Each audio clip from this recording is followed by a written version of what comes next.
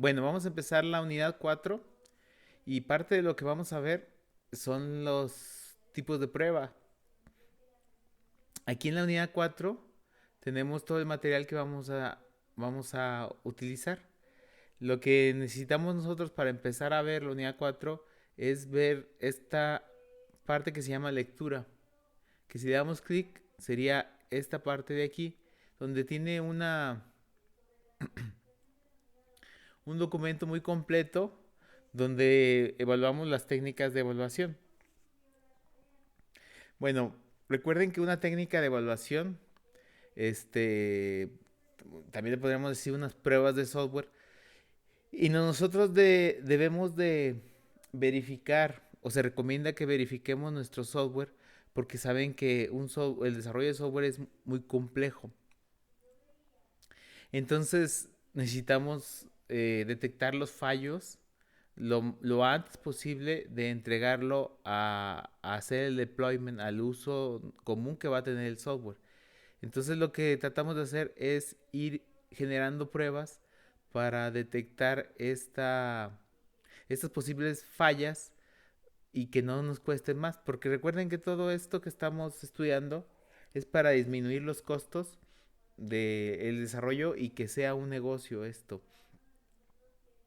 Bueno, entonces si se fijan, aquí, bueno, vamos a leer lo que es el contexto de la prueba del software, cómo tiene que estar una buena prueba, cómo se debe de realizar, qué tipos de pruebas hay,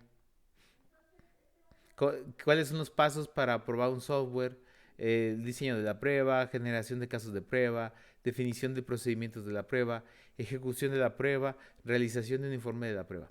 Y si se fijan, esta parte que ya es la última, porque pues no podemos probar algo que no está terminado, porque no, pues no sería retrabajo. Entonces, normalmente se va a ver esta fase al final del desarrollo del software. A veces en algunas metodologías, en algunas entregas, ponen algo de pruebas en algunas etapas en algunas etapas críticas. Por ejemplo, si el cliente te dice que necesita que su sistema tenga una conexión muy fiable, pues tú tienes que verificar que sea fiable y tienes que hacerle pruebas antes de entregárselo al cliente y antes de integrar todo. Entonces, no siempre van a estar al final, pero normalmente están al final, dependiendo de cómo se haya hecho todo su desarrollo y su planteamiento del sistema. Bueno, dentro de las técnicas de las pruebas, pues nosotros tenemos las técnicas de caja blanca o estructurales y las técnicas de caja negra o funcionales. Déjenme comentarles que tal y como se mencionan las técnicas de caja blanca, nosotros podemos ver lo que está dentro viendo nosotros el sistema como si fuera una caja, podríamos ver nosotros lo que está dentro de la caja. Por ejemplo, si pensáramos que, haciendo la analogía del desarrollo de software con una computadora, y el software fuera la caja del gabinete de una computadora, pues en una caja blanca podríamos ver los circuitos que están adentro y cómo funcionan, cómo interactúan unos con otros, cuáles son las entradas, cuáles son las salidas y qué es lo que sucede ahí adentro. Aquí tenemos que conocer la lógica. Pero también existe lo que son las técnicas de caja negra o funcionales, donde no sabemos o no nos queremos también meter tan a detalle de lo que sucede adentro. Nada más necesitamos saber lo que entra y lo que sale. No es necesario conocer la lógica del programa, sino cómo debe de funcionar. Entonces, cada una de estas técnicas funcionan para ciertas características y para detectar cierto tipo de errores. También déjenme comentarles que cuando yo hice mi maestría en ingeniería de software, a mí me tocó estudiar lo que son ver estos sistemas como si fueran componentes, porque al final lo que quieres hacer tú es reutilizar todo el código y partes tu código en pedacitos. Entonces, todos estos pedacitos, los tratas de reutilizar en otros proyectos. Pero al momento de integrarlos con un nuevo software o con ellos mismos o con otro software que tú no has desarrollado, suceden algunos problemas. Y a mí me tocó la parte del estudio de las técnicas de caja negra, de adaptación de componentes utilizando caja negra. Entonces, Es muy interesante cómo podemos nosotros interactuar con este tipo de sistemas viéndolos como un todo o viéndolos desde dentro.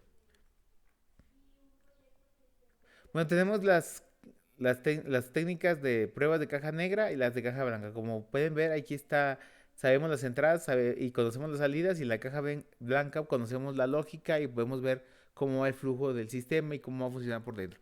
En la caja negra pues no hay nada más que la entrada y la salida y una función o un componente que no sabemos cómo va a funcionar por dentro.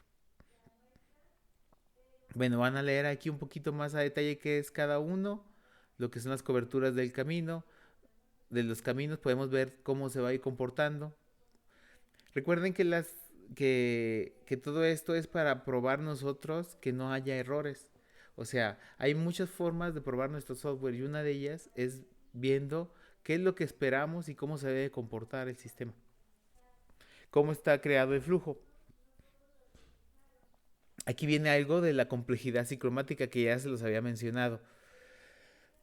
Donde hablamos de la complejidad psicromática como una métrica de software cuantitativa, es una medida cuantitativa de la lógica de un programa. Recuerden que si viéramos el flujo del programa y si nosotros viéramos hacia dónde va, pues podríamos definirlo como si fueran nodos y aristas. Y a estos nodos y aristas podríamos sacarle la ruta más corta o el camino más efectivo con respecto sin que se vaya con tanto árbol, mira, con tanto nodo, perdón. Entonces, si se fijan, lo que buscamos hacer es disminuir esa complejidad. Entonces, hay fórmulas para calcularlas a partir de los nodos y las aristas, y lo que tratan de reducir es el flujo, que no esté haciéndose aquí, por ejemplo, un ciclo que no me va a llevar a ningún lado, o que tenga 3 4 ciclos, 5 ciclos adentro de uno de otro y que no haga nada, o que sea muy complicado. Entonces, esta es una parte del análisis que podemos hacer cuando estamos haciendo eh, técnicas de caja blanca. Bueno, y tenemos las pruebas de caja negra. Tenemos las particiones de equivalencia, también las van a leer. Identificación de los casos de prueba, análisis de los valores límite, estrategias de prueba, pruebas unitarias, pruebas de integración. Recuerden que también podemos nosotros definir las pruebas cómo las vamos a manejar y viendo las estrategias de las pruebas. En este caso se pueden definir las estrategias de pruebas con las pruebas unitarias, pruebas de integración, pruebas de sistema y pruebas de aceptación. También lo vamos a ver a detalle. En este caso, las pruebas unitarias partiríamos nosotros la funcionalidad en un módulo, en pequeños módulos. Y estos módulos pueden ser tan pequeños como casos de uso, donde vamos a probar, por ejemplo, imagínense ustedes que van a crear una alta de un cliente. Pues una prueba unitaria podría ser ese caso de uso, el sistema general, el alta al cliente. Entonces, una prueba unitaria podría ser ese pedacito de ese componente. Y lo podemos llevar a tal extremo de dividirlo hasta el módulo más pequeño. Por ejemplo, podemos hacer una prueba unitaria de la escritura de la base de datos de ese mismo componente. Entonces podemos partirlo en pedacitos y podemos partirlos y probar cada módulo. Claro está que entre más pruebas tenga, pues más trabajo nos va a llevar y menos defectos va a tener nuestro software, pero más costoso va a ser. Por eso cuando nosotros estamos desarrollando un software y tenemos que hacer una entrega, que la planificamos y, y se nos viene el tiempo encima, normalmente lo que se hace es que se quitan las pruebas, se disminuyen.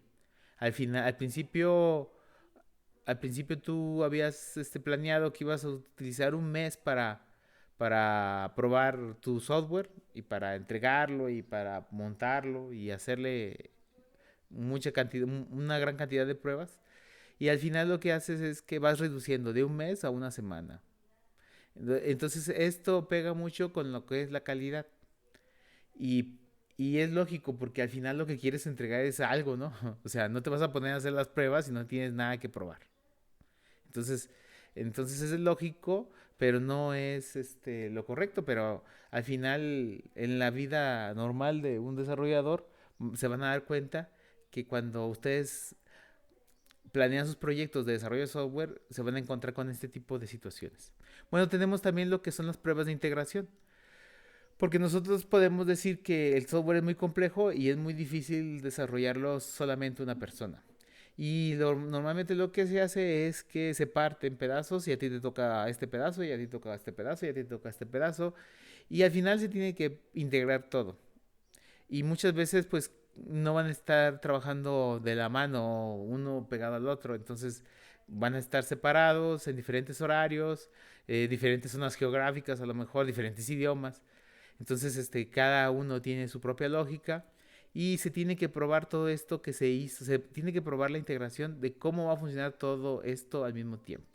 Bueno, dentro de las pruebas de integración, pues lo que normalmente se realiza es la utilización de algún software que les ayude a manejar estas integraciones, porque de manera manual es muy complejo y muy laborioso. No es difícil, pero es muy laborioso porque imagínense ustedes que están desarrollando una parte de un login y la persona que va después de ustedes que necesita ese acceso, pues lo tiene que probar antes de que esté el login o cómo empieza a trabajar. Entonces él va a trabajar de una forma separada y va a tener que hacer algunos trucos para ahora sí que intuir lo que ustedes iban a hacer y cómo lo van a hacer. Y si no están bien definidos los requerimientos, pues esta integración todavía va a ser más compleja. Entonces normalmente lo que se hace es que se utilizan herramientas. Una que me viene a la mente es eh, integraciones automáticas con un software que se llama Jenkins. Hay muchos, pero ahora sí que cada quien el que le acomode más. Bueno, las pruebas de sistema, vamos, se está hablando de ya un sistema ya funcional, ya integrado, a lo mejor ya probado, a lo mejor no, pero ya integrado, ya como un todo. Y lo probamos en este caso en el sentido de que vamos a ver cómo interactúa con el hardware y cómo cumplen con los requisitos funcionales que se habían planteado.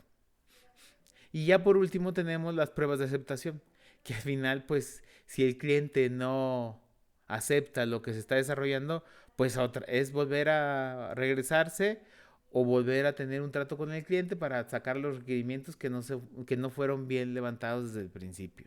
Y saben que todo esto, pues, es un costo. Y de alguna forma, o le va a costar al cliente porque no va a tener su sistema a tiempo, o le va a costar a las personas que están desarrollando el sistema porque no van a tener que utilizar tiempo extra para el desarrollo del sistema o van a tener que quitarle tiempo a otro sistema que ya les iba a dejar más dinero o les iba a ya a pagar. Entonces, tienen que, alguien tiene que pagar o algunos de nosotros tenemos que pagar por los errores que se hicieron desde los requerimientos o desde las malas decisiones que se tomaron desde el principio o la mala comunicación con el cliente. O muchas veces porque el cliente no sabía ni qué quería. Bueno, entonces al final las pruebas de aceptación pues son las importantes. Me ha tocado conocer a clientes que se les entrega el sistema y pues nunca se involucraron en el sistema y ya cuando lo ven al final no les gustó. Entonces, pues no hay de otra más que regresar y rehacerlo o tirar todo eso y volver a hacerlo. Claro está que pues el tiempo cuesta, hay que pagarle a la gente, hay que pagar la luz, hay que pagar todo y todo esto de que se acepte o no se acepte pues tiene un costo. Y al final el que lo va a tener que absorber pues es el cliente porque él es el que tiene que estar involucrando. Imagínense ustedes que mandan a construir una casa y el arquitecto pues es el que está al pendiente y le enseña los planos al cliente y el ingeniero civil es el que lo ejecuta y los albañiles son los que pegan el material. Y imagínense ustedes que dentro de 3 meses que se terminó la casa, el cliente se para y dice que no le gusta. Entonces, de alguna u otra forma, pues se le tuvo que haber involucrado y mostrado cómo iba a quedar. Entonces, si no le gusta, pues ahí se queda con su casa, que a lo mejor no es funcional, no es como él la quería, pero él no se involucró. Y pues si quisiera volver a hacer otra casa, pues tendría que llegar a un acuerdo con esas mismas personas o tendría que contratar a otras personas diferentes para que le arreglaran o tumbar todo y volver a hacer todo. Bueno, entonces tenemos cada una de estas pruebas, las unitarias, integración, las pruebas del sistema y las pruebas de aceptación. Todas son importantes, pero yo creo que la más importante es la de aceptación, porque si no, si el cliente, si la persona que lo pidió no le gusta, pues al final de todo lo que hagamos, que hicimos, pues no va a servir de nada. Bueno, tenemos aquí, nos faltó las pruebas de regresión también, donde repetimos casos de casos que nos arrojan fallas ya muy claras o a veces no tan claras, pero repetimos cosas para que nos hayan dado este tipo de fallas. Normalmente lo que se hacen es que a veces cuando se está utilizando el sistema se prueba, pero las mismas personas que lo programaron pues no es tan correcto que son los que que lo prueben, perdón, porque al final pues ellos no quieren que truene, porque recuerden que cada cosa que truena, ellos mismos lo tienen que arreglar. Entonces ustedes creen que ellos van a querer que truene el sistema, pues no van a querer. Pero también pasa que si metes una persona externa y que su trabajo depende de que saque muchos errores, pues al final nunca te va